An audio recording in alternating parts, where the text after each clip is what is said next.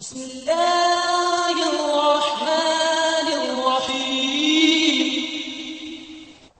یہ ترمذی اور ابن ماجہ میں حضرت انس ابن مالک رضی اللہ تعالی عنہ سے روایت ہے، حضور نے فرمایا کل بنی آدم خطاؤون وخیر الخطائین التوابون، تمام بنی آدم خطا کار ہیں، خطا کار بھی نہیں، بہت خطا کار ہیں، بہت خطا کار ہیں، لیکن ان خطا کاروں میں بہتر لوگ وہ ہیں کہ جو خوب توبہ کرتے ہیں، غلطی ہو گئی توبہ کرتے ہیں۔ اور ایک اور حدیث میں آپ کو بتاؤں گا کہ یہ نہیں ہے کہ پھر کبھی وہ غلطی نہ ہو، اس وقت آپ یہ لگا لیں اپنے اوپر یہ کام میں نے نہیں کرنا، اور ایک دفعہ وہ کام چھوڑ دیں تو توبہ ہو گئی۔ پھر اگر کچھ عرصے کے بعد پھر کہیں آپ جذبات کی رو میں بہہ گئے، پھر کہیں کوئی برے اثرات جو ہے وہ پڑے، پھر غلطی، کوئی بات نہیں، پھر ہو گیا، پھر توبہ کرو۔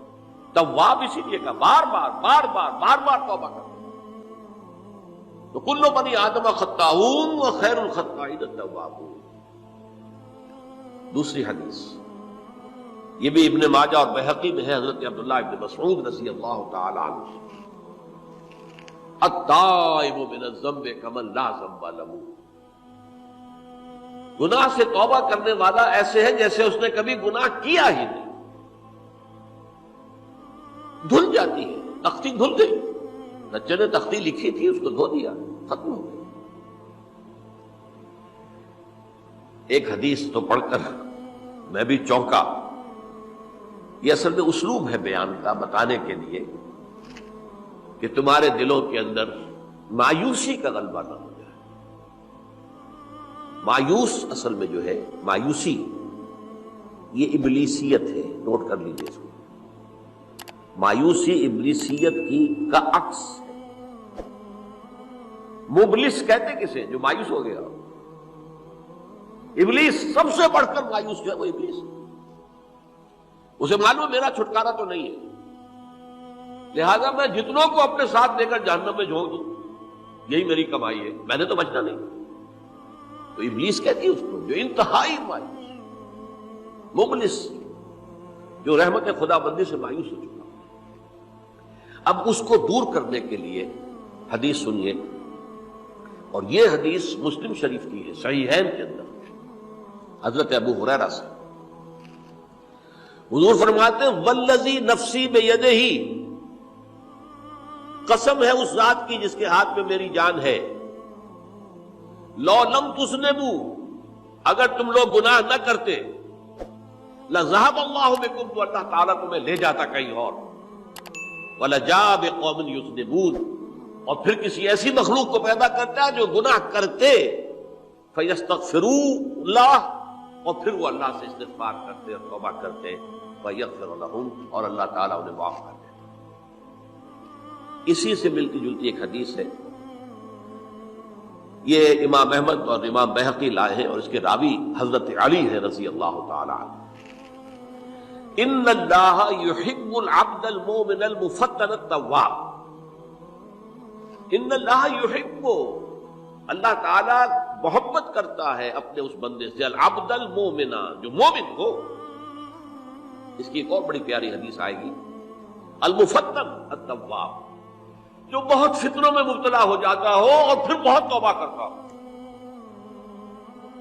مفتن التواب، لیکن ساتھ ہی پلٹتا ہو، رجوع کرتا ہو، پھر اللہ کے حضور میں حاضر ہوتا ہو، پھر معافی مانگتا ہو۔ اللہ تعالیٰ کو اپنا ایسا بندہ بہت پسند ہے۔ اب میں کچھ اور حدیثیں آپ کو سنا رہا ہوں۔ توبہ کا دروازہ دو اعتبارات سے کہا گیا ہے کہ ایک وقت آنے پر بند ہو جاتا ہے۔ ایک حدیث کے تو الفاظ میں نوٹ کر کے نہیں لایا ہوں کہ اللہ تعالیٰ نے توبہ کا ایک دروازہ اتنا چوڑا کھلا رکھا ہوا ہے کہ جس کو عبور کرنا جو ہے وہ سال ہا سال میں ممکن ہو، اور یہ بند نہیں ہوتا جب تک کہ سورج مغرب سے طلوع نہ ہو جائے۔ یہ قیامت کی جو آخری، قریب قیامت کی جو آخری نشانیاں ہیں ان میں سے وہی حدیث میں آپ کو سنا رہا ہوں، عن ابی ہریرہ رضی اللہ تعالی عنہ، اور یہ مسلم شریف کی روایت ہے۔ من تاب قبل ان تطلع الشمس من مغربها تاب اللہ علیہ، سورج کے مغرب سے طلوع ہونے سے قبل تک جو لوگ توبہ کریں گے اللہ تعالیٰ ان کی توبہ قبول کریں گے۔ البتہ جب وہ قیامت کی وہ نشانی ظاہر ہو جائے کہ سورج مغرب سے طلوع ہو رہا ہے، اب دروازہ توبہ کا بند ہے، اب اس کے بعد اگر توبہ کوئی کرتا ہے تو اللہ تعالیٰ اس کی توبہ کو قبول نہیں کرے گا۔ یہ تو اجتماعی سطح پر ہوئی، انفرادی سطح پر۔ عن عبداللہ ابن عمر رضی اللہ تعالی عنہما عن النبی صلی اللہ علیہ وسلم قال ان اللہ عز وجل یقبل توبۃ العبد ما لم یغرغر۔ یہ ترمذی میں ہے، حضرت عبداللہ ابن عمر رضی اللہ تعالی عنہما سے کہ اللہ تعالیٰ اپنے بندے کی توبہ قبول کرتا ہے جب تک کہ وہ جسے ہم کہتے ہیں گھنگرو نہ بولنے لگے حلق کے اندر، جبکہ نزع عالم نزع ہو اور جان جو ہے وہ آتا پھر یہاں اٹکتی ہے، تو اس وقت تک دروازہ کھلا ہے توبہ۔ لیکن جب یہ شکل ہو گئی تو دروازہ بند ہے۔ یہ انفرادی سطح پر ہو گیا، جب آپ کے موت کے آثار اتنے واضح ہو گئے کہ اب جا رہے ہیں، اب توبہ کریں گے تو اب توبہ قبول نہیں ہوگی۔ اجتماعی سطح پر جب قیامت جو ہے اس کی وہ گھڑی آ گئی کہ سورج مغرب سے طلوع ہو گیا، اب توبہ کا دروازہ بند۔ ایک اور حدیث ہے جو میں نے بہت مرتبہ اس کا ترجمہ تو آپ کو بہت دفعہ سنایا ہے، آج میں چاہتا ہوں اس کو پورے متن کے ساتھ آپ کے سامنے رکھوں۔ یہ حضرت انس بن مالک رضی اللہ تعالی عنہ سے مروی روایت ہے، جو حضور کے خادم خاص تھے، اور یہ متفق علیہ بھی ہے، یعنی بخاری میں بھی ہے، مسلم میں بھی ہے، لیکن تھوڑا سا فرق ہے الفاظ کا۔ تو جو مسلم شریف کی روایت ہے اس کے الفاظ کیا ہیں؟ للہ اشد فرحا بتوبۃ عبدہ حین یتوب الیہ۔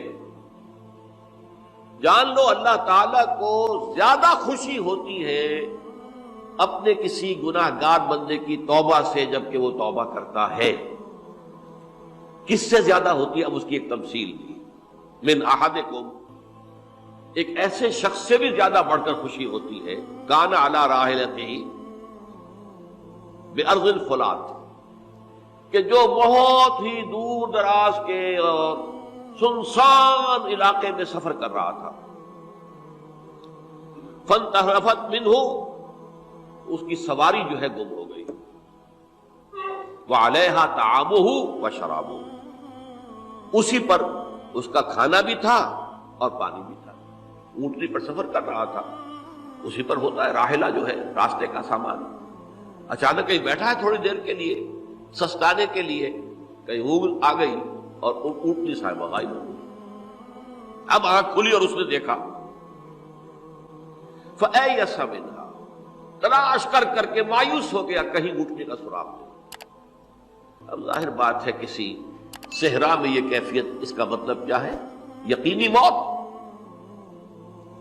فَأَتَىٰ شَجَرَةً فَاسْتَجَعَ فِي ظِلِّهَا وَقَدْ أَيَسَ مِنْ رَاحِلَتِهِ، تو وہ ایک درخت کے نیچے اس کے سائے میں آ کے لیٹ گیا، گویا کہ موت کی امید۔